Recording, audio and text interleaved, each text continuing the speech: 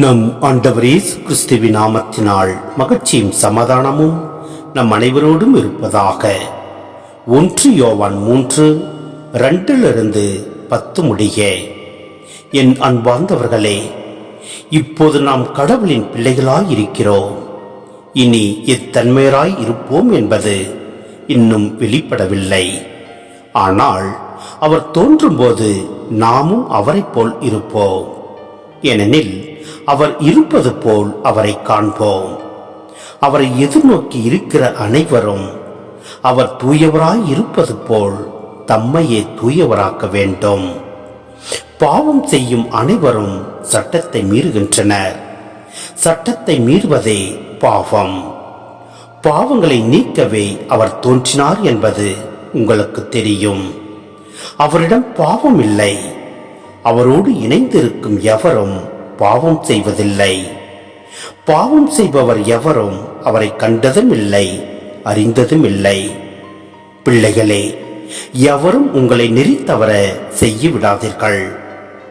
கிறிஸ்து நேர்மையாளராய் இருப்பது போல் நேர்மையாய் செயல்படுபவர் நேர்மையாளராய் இருக்கின்றார். பாவம் செய்து வருகிறவர் அழகையை சார்ந்தவர். ஏனெனில் தொடக்கத்திலிருந்தே அழகை பாவம் செய்து வருகிறது. ஆகவே அழகையின் செயல்களை தொலைக்கவே இறைமகன் தோன்றினார். கடவுளிடமிருந்து பிறந்தவர் எவரும் பாவம் செய்வதில்லை.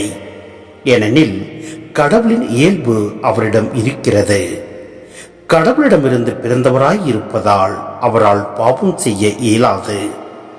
நேர்மையாய் செயல்படாதவரும் தம் சகோதர சகோதரிகளிடம் அன்பு செலுத்தாதவரும் கடவுளிடமிருந்து வந்தவர்கள் அல்ல.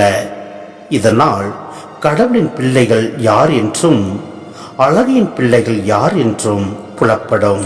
சிந்தனை: கடவுளின் பிள்ளைகளாயிருப்போர் செய்ய வேண்டியவை எவை என்றும் செய்யத்தகாதது எது என்றும் இப்பகுதியில் குறிப்பிடப்படுகிறது.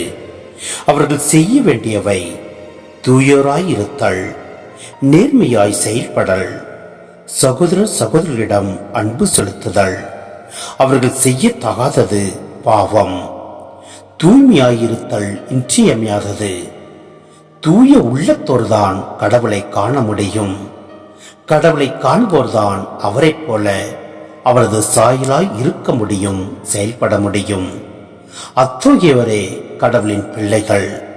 கடவுளின் பிள்ளைகள் பாவம் செய்ய இயலாது. ஏனெனில் பாவம் கடவுளின் கட்டளையை மீறுதல். அது கடவுளுக்கு எதிரான செயல், கடவுளின் எதிரியான அழகியின் செயல். இவ்வாறு பாவம் செய்வோர் அழகியை சார்ந்தோர். இங்கு பாவம் செய்யணும் தங்களுக்கு எந்த பாதிப்பும் இல்லை. ஏனெனில் தீய பருப்பொருளான உடல் சார்ந்த பாவங்கள் கடவுளின் பிள்ளைகளாக இருக்கும் தங்கள் உயர்நிலையை பாதிப்பதில்லை என கூறி வந்த நாண உணர்வு கொள்கையினரை இங்கு திருமுக ஆசிரியர் கடுமையாக தாக்குகின்றார். அவர்களின் தவறான கொள்கைகளால் யாரும் ஏமாந்து போக வேண்டாம் என்று எச்சரிக்கின்றார். எனவே நாம் ஏமாந்து போகாமல் நம் ஆண்டவரின் வார்த்தைகளை சிந்தித்து அதன்படி வாழ முயல்வோம். எல்லாம் வல்ல இறைவன் நம்மை நிறைவாய் ஆசீர்வதிப்பார். ஆமேன்.